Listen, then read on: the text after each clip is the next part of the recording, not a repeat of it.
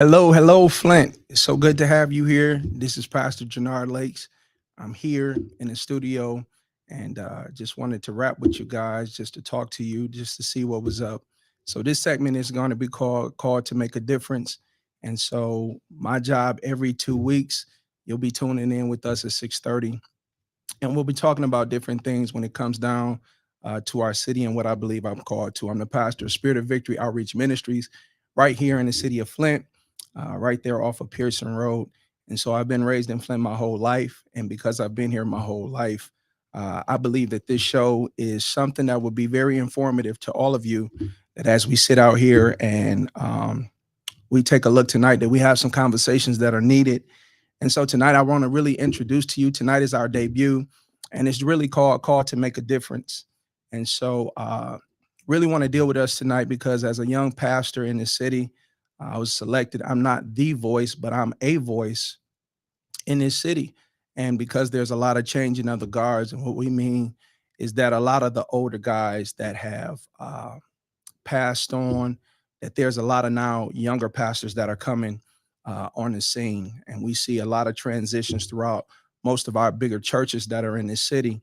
And so tonight, I really want to challenge that from our faith perspective, because I believe that if we're going to be a community that's really going to make an impact, then we really need to work together. And I believe that in our old regime of what I'll call it, that we had different people that had friendships, but they didn't have a collaborative fellowship.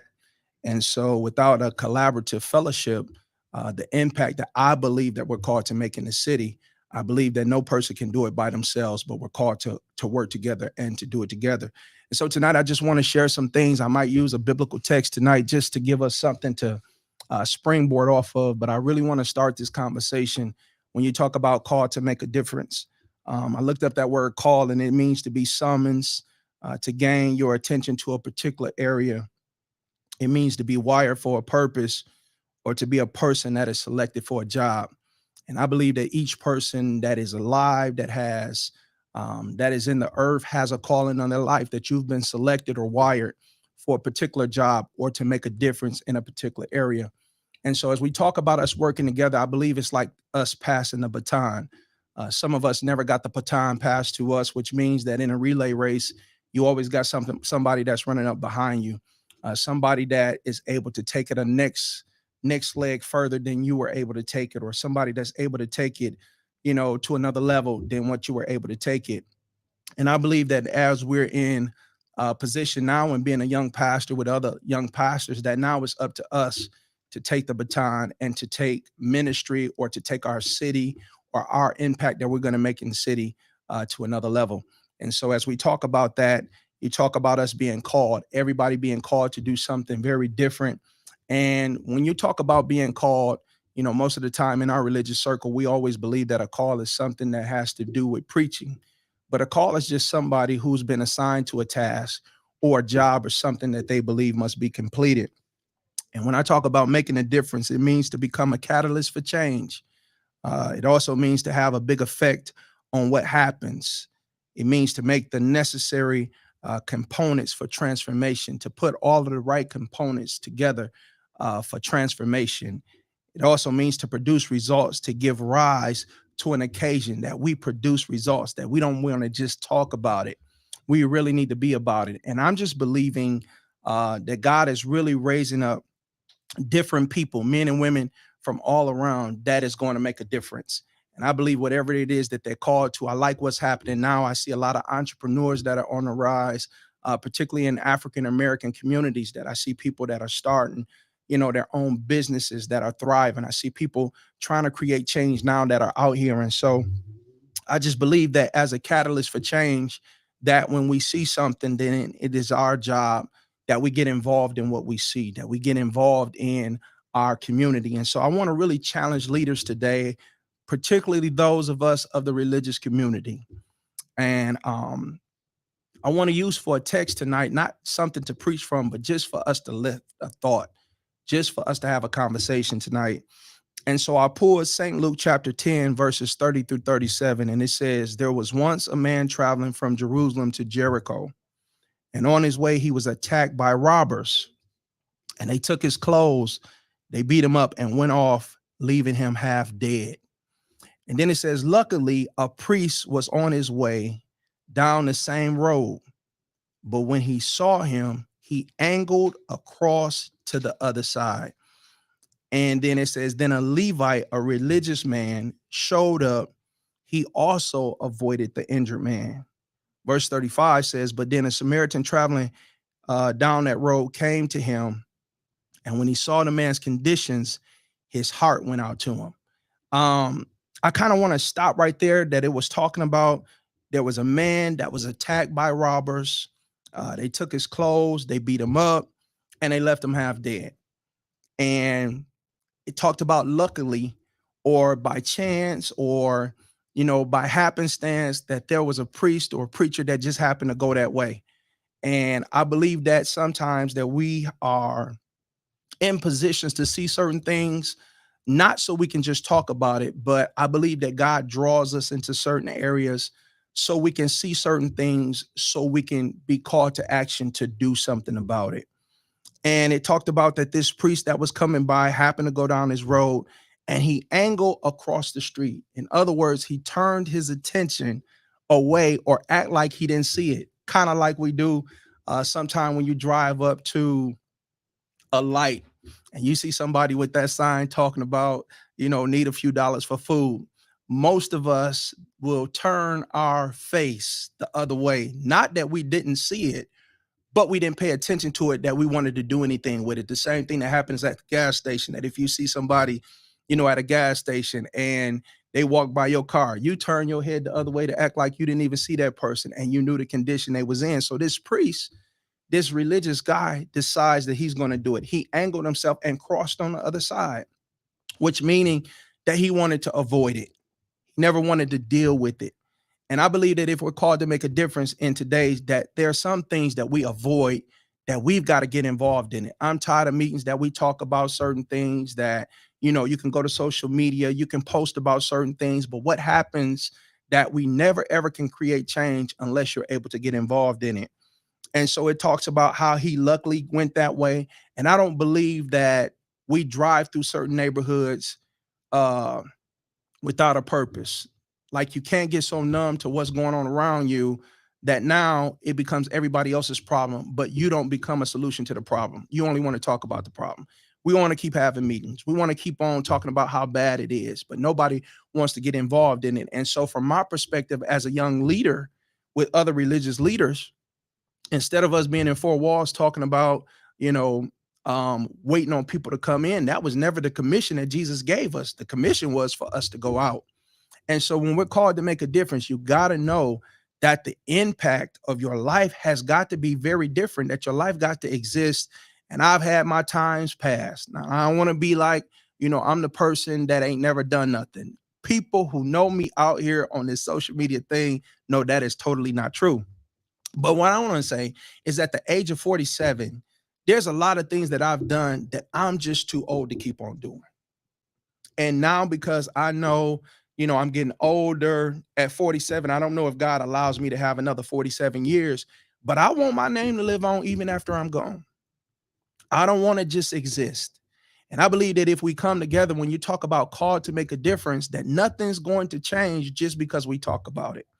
And I believe that as some leaders, when it talks about this priest, that many of us can really identify with him, because there's a lot of people that don't want to get involved.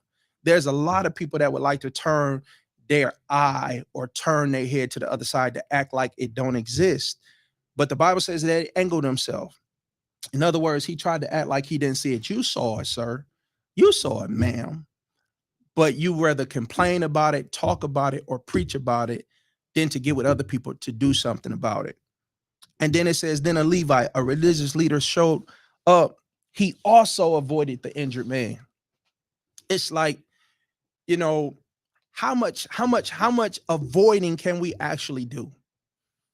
How much avoiding can we actually do when you see that your kids are in 11th grade and it bothers me that an 11th grader can't hardly read? How much avoiding are we going to do with that situation? How much avoiding are we going to do to see our children aimless, no hope in their eyes, no desperation for life, willing to lose their life at the drop of a hat. Like, we can't keep turning a blind eye to that. And my part as a religious leader in this community is that I don't just be the person that preaches to the soul of a man, but it's our job to make sure that we heal the totality of a man, not only his soul, but his mind, his body. That we have to work with other people collectively if we're going to be called to make a difference. That our neighborhoods will never ever change. And ain't no sense of us talking about just praying about it. The Bible is very, very clear when it talks about faith without works is dead. I don't want to hear about your faith. I don't care what faith community you come from. I don't care what's your religious background or what religious title that you take. If you have any practice of faith and you're not putting any type of works or any type of actions to what you say you believe, biblically, it's just dead. And so when it talks about this man, but it talks about how, the religious man showed up, uh, and when he saw his conditions, you know, he basically avoided the injured person. But then it says, but a Samaritan traveling the road came to him, and when he saw the man's condition, his heart went out to him. I want to pause right there for a minute because I believe that we've become so numb to so much that is going on in our community that our hearts don't go out to anything no longer. That when you hear about a young man getting gunned down in our streets, or you hear about something happen, like, our hearts don't go out, that the condition of our heart has gotten so callous that we hear about it so much, that we see it so much that, we'll rather just talk about praying about it, or we'll rather shake our head at it, or we have to walk away. Like, we take on the same mentality of the priest and the religious person who passed by on the other side. And so when it talks about this Samaritan that was traveling that particular way, like I said, I don't believe anything happens by chance. I believe everything has a purpose behind why it exists. And so he went that way for a particular reason. And when you talk about a Samaritan, or you talk about what this particular parable talks about, when it talks about a Samaritan, it's a person that's been through rejection. It's a person that's been messed up on drugs. It's a person that's been messed up in the streets. It's a person that grew up in the projects. It's a person that grew up on welfare. It's a person that had to wear the same clothes to school every day. It is a person that had to switch clothes with their brother or their friends in order to make it look like they had something different. It is a person that had to come home from school and, fix you a bowl of cereal or eat you some leftover. It's the same type of person. But the Samaritan was a person that when he seen it, that it melted his heart. I really want to challenge us to go back to say what really touches our heart. What do you have a heart for? What do you have compassion for? What do you have a drive? What do you have a burden for that you want to see change, that you believe that you've been wired to make a difference in this particular area? All around this city. That's why I don't understand how, as a religious leader, and I'm going to get in trouble. I know I am, but I'm going to say whatever I need to say. I don't understand how it is that we can have so much beef about church work when there's so much world work to be done. I don't know why we could be fighting about church people when there's so many sinners out here, or different people whose lives are lost, that we turn a blinded eye to the people in these communities, that the person that is at the gas station, on the corner, in the dope house, that's strung out, that's on crack, they just as important as some of the people that we got sitting up in our churches in their three-piece suit and they dress. But it talks about how this Samaritan, and when he saw the man's condition, like, what melts your heart about the condition that you see people in? Do it melt your heart that you see people, that we've gotten so numb to the disrespect of our communities, that our daughters, that our mothers, that our sisters now, that it's just common for us to be very disrespectful to them, that it's just common for us to belittle them or talk to them and call them trash and hoes and stuff like that? Is it just so common to us that now that the conditions of what we see, it no longer melts our heart? Is it common for us to see an aimless young man? Is it common for us to see a mother that's out here struggling, that and left her kids in the house because she's out partying, she's doing her own thing, she's not raising her kids? Is it common for us to see kids starving, hurting, and yet it does not do anything to move or melt our hearts? and it says that his heart went out to him. I want to challenge us tonight. What do your heart go out to? Do your heart go out to young men that don't have any father figures because you grew up in Flint?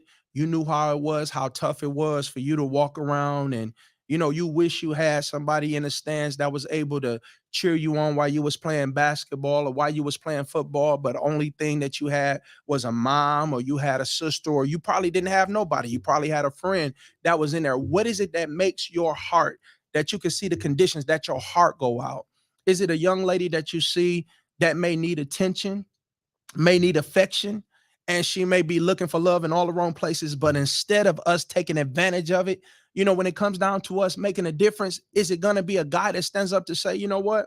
I'm not going to be like all of the others. I'm not going to be like everybody else who statistics say, or that our culture say, that this is the definition of a man, to find out how many people you can get up under your belt, how many baby mamas you can have, how many children that you can avoid. Like, what is it that causes your heart to go out? Is it the fact that you see people now with mental illness that is walking around, folks that I went to school with, that my heart go out? Like, what happened to this person? What is it? What is it about this person? Do we turn a blinded eye, act like we don't see them, try to avoid them, not want to speak to them? But I'm not talking to the world. I'm talking to us from our religious community, that we don't even offer prayer. But I want to kind of deal with that tonight, that we don't only offer prayer, but there's an extension, that there's something greater than you that you're called to. Something should pull your heart. Something every single day that causes you to believe, you know what? It's more to life than just getting high. It's more to life than just getting drunk. It's more to life than just hitting every club. It's more to life than trying to see who cute. It's more to life who trying to see who got the biggest booty. It's more to life trying to see who had their surgery down in Miami and who's the thickest. It's more to life than any of those other things. But now, what causes your heart to go out for what situation? Then it says he came to him first. He gave him first aid, disinfecting and bandaging up his wounds. What problem are you called to fix? What wound are you called to bandage? And some of us that have been wounded ourselves in particular areas, you should be the first to know that how it was when you didn't have nobody. Why is it that you see people in the same condition that you was in and don't feel it's your duty to help them, or to step out to be to them strength of what nobody stepped out to be to you? And it talks about how he disinfected it, he bandaged up his wounds, and then he lifted him onto his donkey. In other words, he took some time. We want to deal with situations, but we don't want to invest no time in it. And as a religious leader, I want to talk to us about all of us that believe that people are supposed to change overnight. Let me sit up on this. Most of y'all are still a work in progress. And because we don't give people the same grace that we ask God to give us, that when people don't do it in your timetable, when you think that they should do it, the first thing you want to do, you want to rush people along. You want to tell people how you should change. You should want better for your life. How long did it take before you wanted better for your life and you changed? He had to take some time.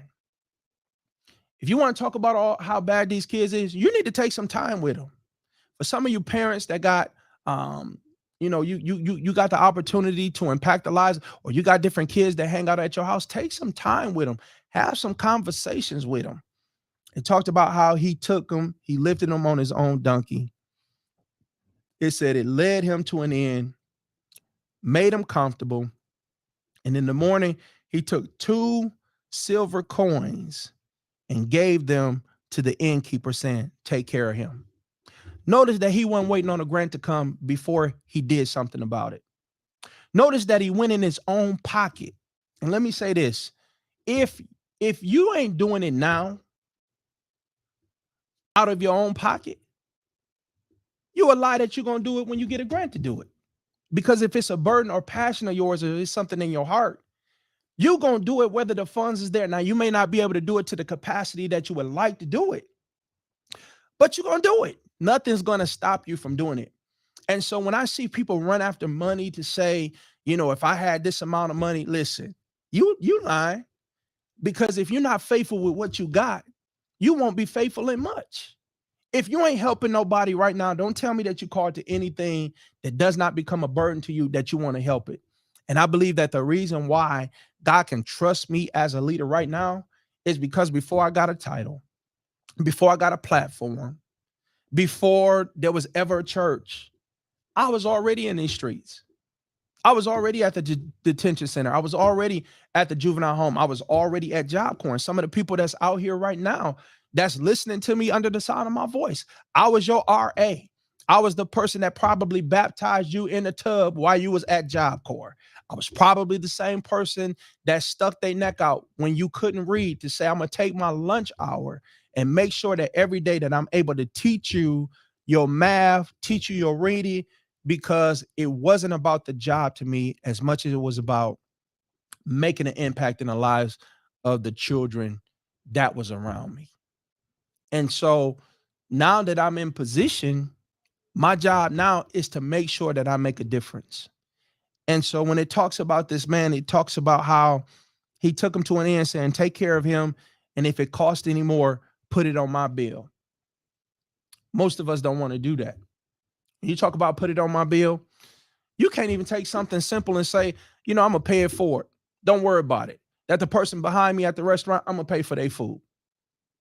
That when you see somebody struggling and they reaching in their little purse and they pulling out pennies and all of this stuff, or they talking about, I'm just going to buy a fry, I'm not going to buy a burger. If you sit up there and watch it and you say that you're called to make a difference, I believe God tests us in little things. I believe he tests us in our ability to see, are you going to respond? Are you going to be like this priest to turn away, to act like you don't see it? Are you going to be like this religious Levite who also tried to avoid it? Or are you going to be like this Samaritan, somebody that is relatable, somebody that's been through something, somebody that knows what it is not to have nobody to come to your rescue, your aid when you're in a bad situation, somebody who will walk with you and not walk away from you? See, we want to help folks that's with drugs, but I've helped some folks. And what I mean by that is not to brag about it, but I've had to be uncomfortable with walking with them. I've had to go in the mornings, and God forbid that I'm talking about it now. I've had to go into a dope house and pull out somebody at 3 or 4 o'clock in the morning. Now, if the news would have caught me, they would have said that the preacher is either getting high or selling drugs. But to go the extra distance or the extra mile, because I knew the potential that was in the person and I knew they didn't have nobody else to walk with them. Can you do that? Are you called to make that difference? It talks about how he said, take care of them. And if anything costs more, put it on my bill and I will pay you on my way back. Verse 36 says, what do you think? Which of these three became the neighbor to the man that was attacked by robbers? We don't build a community no more. We talk about community, but when you talk about community, you're talking about the village. You're talking about the village. It used to be a time as a neighbor when he was asking, who was a neighbor to this person, that when your neighbor saw you in trouble, you can go next door, you can borrow, sugar, you can borrow eggs, you can almost borrow a half a meal, and people will loan it to you. You can borrow it.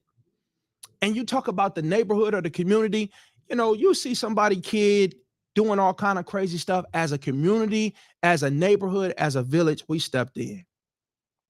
You see this kid out here doing stuff or playing with guns, we stepped in. But now when we get this selfishness and everybody's just concerned about their own, nobody wants to get involved in anything. And if you get involved in anything, why your name got to be on the top of it? Why you got to get recognition? Why you got to take pictures? Why you got to have all this media around you if this is something that you're called to do? And so when you talk about us being called to make a difference, he says, which one of you think that became a neighbor to the man that was attacked by robbers? Verse 37 says, the one who treated him kindly. The religious scholar replied, Jesus said to him, go and do the same thing. Go do the same thing. Go, which is a commandment, go into all the world, preach the gospel. Go and do the same thing. In other words, go be a neighbor. Go get involved. Go and stop acting like you ain't see it. Go and stop acting like you ain't hear it. Go and stop being religious. Get involved. When it talks about, I'm going to ask some questions tonight. Number one, what difference are you called to make? What's your area? I know my area. I can talk about it. I done been in prison. I done been raised in a single parent family home. I done been without a job. I done sold drugs. I done did it all. I know what areas that I have relatability with other people, but do you? I'm talking about before the shirt. That's why I ain't wearing no suit tonight. That's why I didn't wear no tie tonight.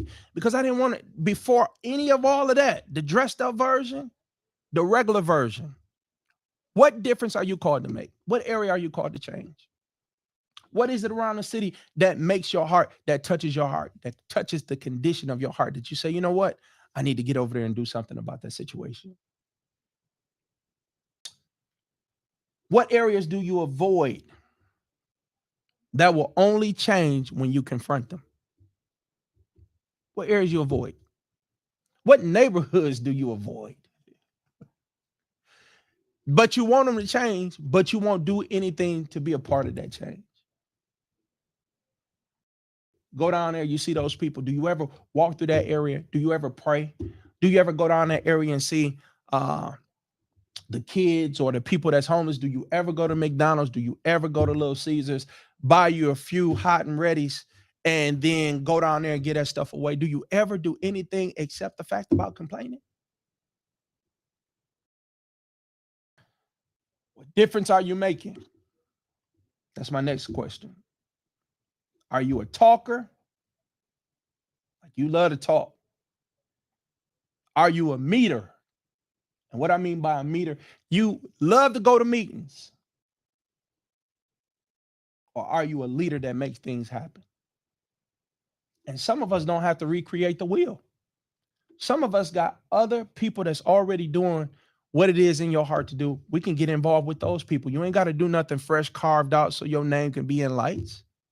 Get involved with somebody else that's already doing. Add your strength to their strength. If you truly want to make a difference in that area, that causes your heart to be in a condition that your heart is tender.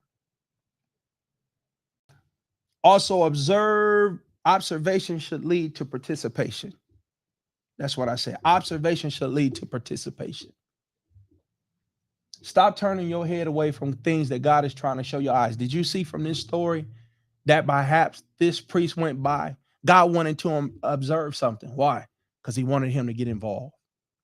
What do you observe every day that you keep coming across your path? Every time you look, these types of people keep coming across your path. I remember when I first started cutting hair and I had people around me, and I would always attract these homeless teenagers. Like, where all of these kids come from? And for whatever reason, not knowing what I was called to do, not knowing who I was called to, every time I looked up, there would be a kid, whether he came with somebody else that was coming to get a haircut, but there would be a kid. In some kind of way, God would make it to where me and this kid was by ourselves. And I would find out, like, why you not getting a cut? Why everybody else got a cut except you? Well, man, I ain't had no money to get no cut.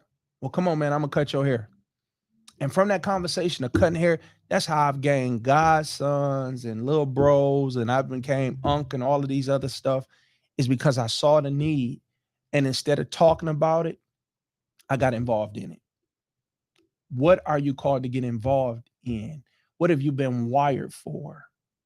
What have you had the passion, that the yearning for, that you can see this condition? I was called to these young guys, and I took them bowling, all kinds of stuff. I remember at one time when I was staying over on El Dorado Drive right before I got married, and I had this nice 5-bedroom crib, me by myself. And so I'm already getting ready to get married. My wife had her own house. I had my own spot. She wasn't my wife then, but we were staying in two different locations. I was in a 5-bedroom spot. I had a room, but 4 of those rooms were filled by young guys who needed that extra, whether they didn't have a father in their life, whether they was hanging out in the streets. And my rule was, you got to go to school, you got to get a job, and you can only do in my house what you see me do. So if you ain't see me get high, you definitely can't get high in my house. If you don't see me got women running in and out of my house, you can't have women running in and out of my house. Follow me as I follow Christ. I'm gonna be an example for you to follow. Got those guys, 2 of them I put in barber college, found them jobs, everybody was working. They didn't have to worry about paying no bills. I put some food in there. You buy all your snacks and your favorite things. But I said that to say, what difference are you called to make? Will you be willing to make yourself uncomfortable? Would I love to come into a place and not have to worry about, hey, go in there, man, pick your drawers up off my floor, man. Pick that up, clean out that tub. Would I love to do that? Yeah. But did it cause for a change to be made in a person's life? Of course. It took somebody to take a young guy who had been out in the streets as a runaway, as a 16-year-old, that his mother turned over to me. He was supposed to stay with me for a weekend. End up staying with me for months because I made sure he went to school. He listened, made sure that he was taken care of. And his mother would bring food over there, or she would bring money over there to make sure that he had everything that he needed to eat. What difference are you called to make? I'm gonna get ready to tie it up. Know what moves your heart. And what moves your heart may not be what moves everybody else's heart, but know what moves your heart. All of us is called to something, but all of us are not called to the same thing. You got to know that. Just because you're passionate about homeless people, don't mean everybody's going to be passionate about what you're passionate about, but all of us should have different passions. Don't bash somebody else because they're not called to what you're called to. And just because they're not doing what you're doing, don't mean that they ain't doing nothing. Don't do that. Don't be a hater. And the last thing I want to talk about is Matthew chapter 9, verse number 35 to 38. Real quick. And it says, out of the Message translation, then Jesus made a circuit of all the towns and the villages, and he taught in their meeting places, reporting the kingdom of God. And he healed their diseased bodies. He healed, now it says he healed their bruised and hurt lives. Their lives were bruised. Life beat the hell out of them. They were hurt and bruised. He says when he looked out over the crowds, his heart broke. His heart broke. Jesus' heart broke. I'm sitting right across from the Regencies. What breaks your heart? Do anything break your heart? Or are you so callous now? As religious faith people, that we so callous now, nothing moves us. People can cry right around us. It don't mean nothing to us. Somebody can put on Facebook that their kid just got killed, and we just stroll by and say, that don't make no sense. That's a shame. This city ain't no good. We don't even pray no more. He says their bruised lives. And when he looked over the crowds, his heart broke. So confused and aimless they were, like sheep with no shepherd. He says, what a huge harvest. He said to his disciples, how few workers. He says to the disciples, on your knees and pray for harvest hands. Harvest hands. Not gossiping lips, not critical lips, not people who act like they don't see what they say. He says, pray that God give you harvest hands. What is harvest hands? Hands that get dirty. Hands that get involved. Hands that are not lazy. Hands that are laborer. Hands that are willing to make a difference and to make a change. I want you to pray that God give you harvest hands. Not harvest lips, but harvest hands. My time is up. I thank you for yours.